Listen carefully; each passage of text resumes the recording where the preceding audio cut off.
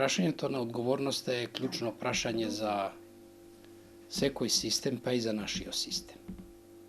Не станува збор дали е системот подемократски или е авторитарен, во секој случај одговорноста е иманентна за секое човечко општество.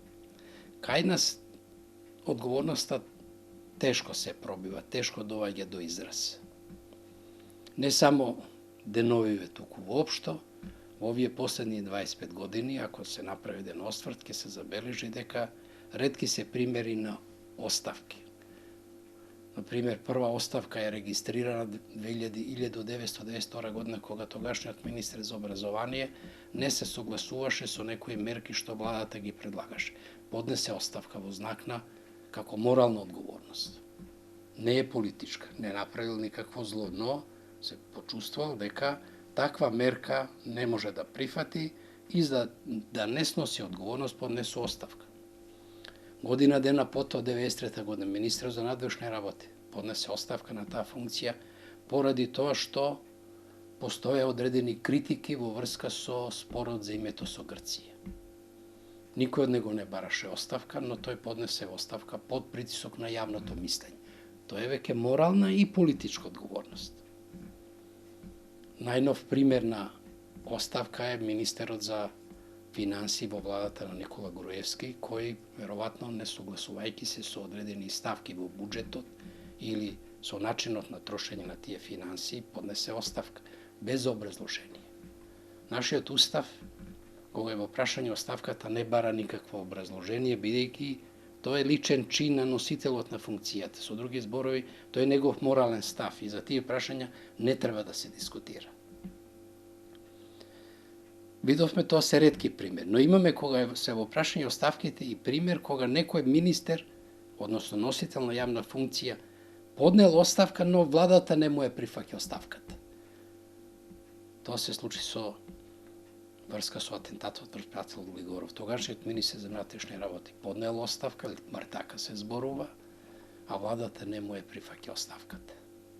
Пример кога личната одговорност поминува на колективна. Станува збор за социјализација на одговорност. Исто така невиден пример во споредбеното право. Тоа е уште еден знак колку тешко оставката и одговорноста во нашите услови пробива. А колку е так тешка за оние што се погодени со одредени действија, најдобро може да се види со примерот на председател Глигоров. Глигоров 8 години по атентатот, а веројатно и до крајот на животот си го поставувал прашање, па зар е тоа можно? Да се изврши атентат сред бел ден и среде Скопје, врз председателот на Републиката, а никој да не понесе одговорност. За него тоа беше несватливо. И ова е несватливо, иако станува збор за временска непогода, при услови на толку жртви и таква материјална штета и загрозена безбедност на луѓето, никој да не почувствува одговорност. Овде не мислам само на министрите, туку на бројни други функционери што имаат на некаков начин обврска и врска со самото санирање на настаните. Тоа зборува дека чувството за одговорност, посебно кај носителите на јавните функции, на многу ниско ниво. И тоа е голем проблем за демократијата. Тешко е да се очекува принципот на одговорност да заживее и пошироко да се примени во услови кога имаме такви носители на јавни функции. Тоа зборува дека носителите на јавните функции пред се водат сметка за личниот интерес. Со други зборови, доминира егоизмот на штета на алтруизмот. И тој проблем ќе мора да се решава не само преку образованието и воспитанието, туку ќе мора да се решава и преку јавни дебати со уклучување на јавноста.